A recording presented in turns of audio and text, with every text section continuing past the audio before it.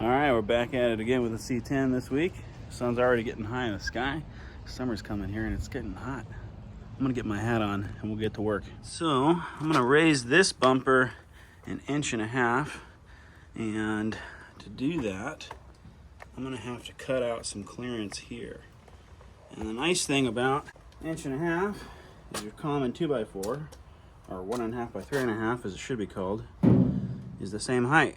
So I'm gonna take this and a Sharpie and just go along here and Sharpie out what that clearance should look like. There we go. Let's sharp it out where it needs to be cut.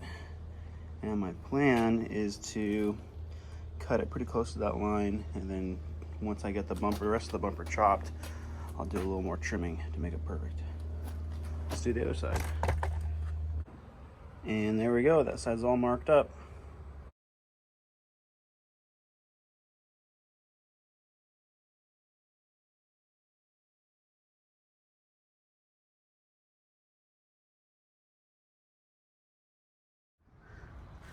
All right, got this bumper off. Forgot how heavy it was. It's probably over 100 pounds. Anyway,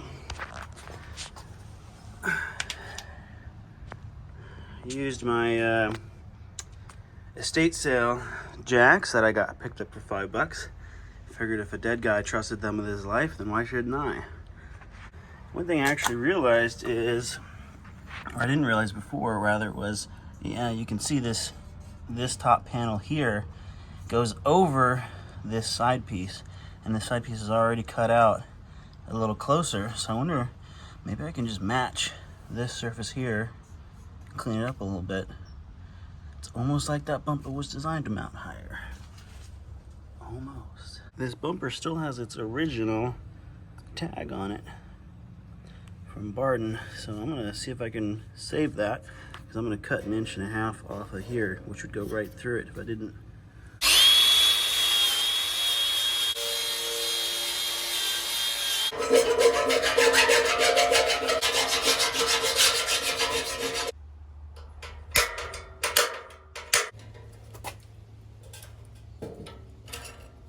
Woohoo! There we go, non-destructive removal of that plate.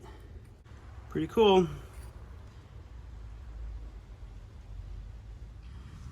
So a big problem I got with the truck right now is there's no suspension as currently set up. Those springs were collapsed all the way, so it's resting on the hard stops, as you can see there. So I need to get some new springs and new hard stops. And as a matter of fact, I did. So these are from Brothers Trucks. They're the short hard stops, so they're supposed to give you an extra inch of suspension travel. And then there's hardware and stuff to mount the springs. And speaking of springs, got new springs in here.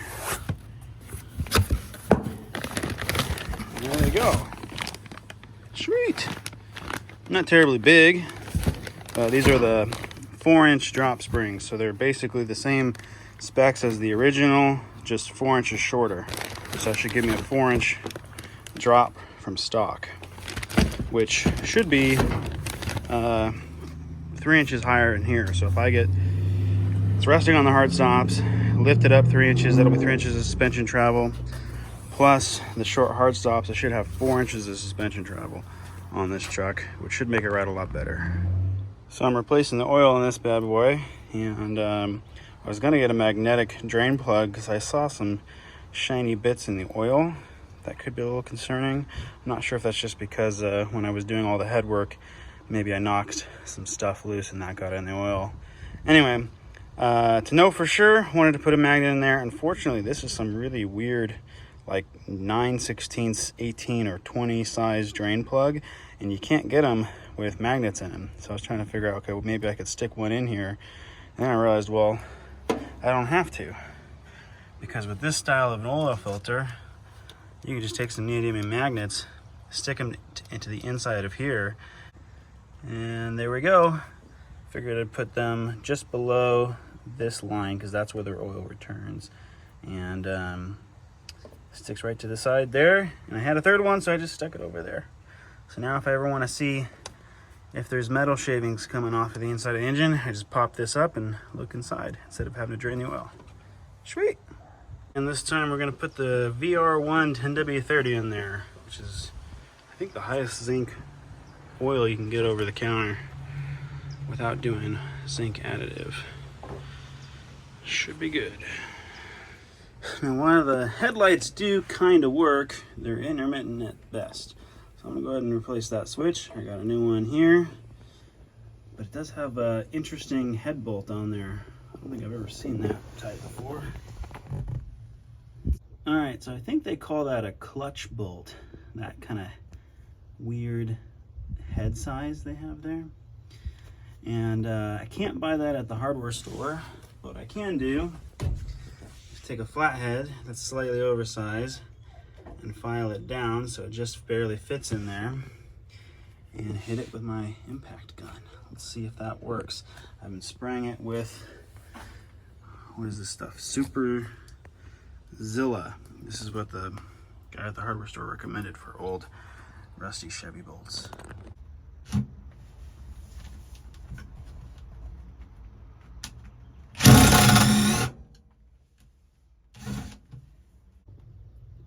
Well, whoever thought I was going to strip that, you were right. All right, ended up drilling the head bolts off, and if you're asking why I didn't use a bolt extractor kit, well, that's the size drill bit I need to use for the bolt extractor kit. All right, so I got bad news and good news. Bad news is that thing's sitting in there with no head bolts in there, so I'm gonna have to come back and see about fixing that. But the good news is, when I do that, the lights come on. Woohoo! That's great. All right, last look with it being this low. Getting the new springs installed. The brake shop right over here is just gonna do that for me real quick. And we'll see. It's the last time you'll see that. All right, first look with the new springs. Let's see how that looks in there.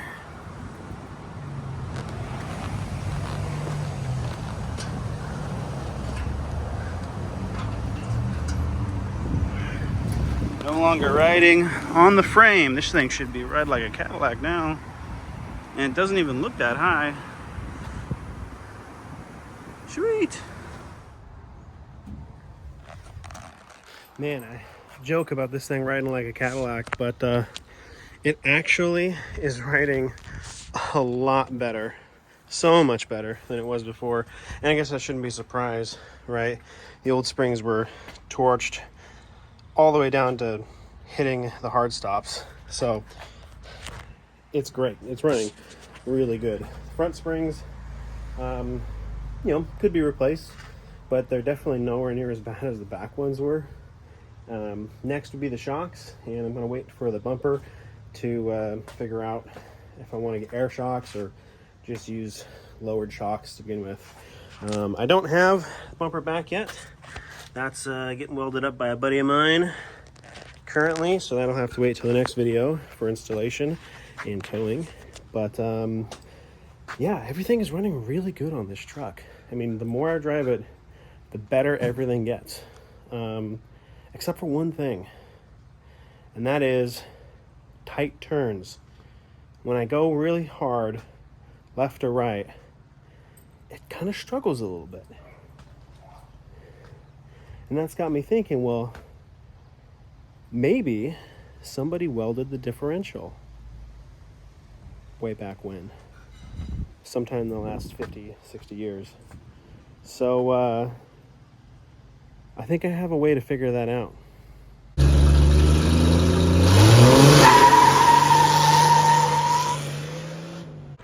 Okay, never mind. We clearly got a differential in there, and it's not a limited slip. So I wonder why it feels like it has more friction when you're going on a tight turn. Anyway, I was hoping it was maybe welded by a previous owner, because then I have more traction on the boat ramp which would be good because, you know, this is a lightweight truck, and I need all the traction I can get on the boat ramp so I don't put it in the drink. Anyway, that was a fun test. See you guys later. All right, update to the radiator situation. This thing is leaking. What the heck? It has not been below freezing anytime recently.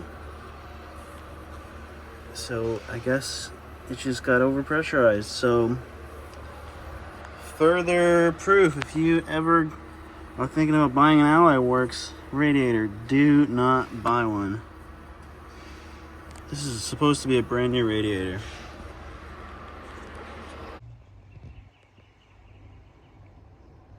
What's that?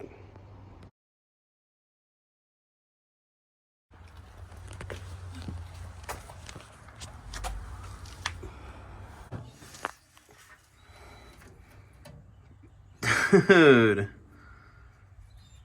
This is like a little magnetic light.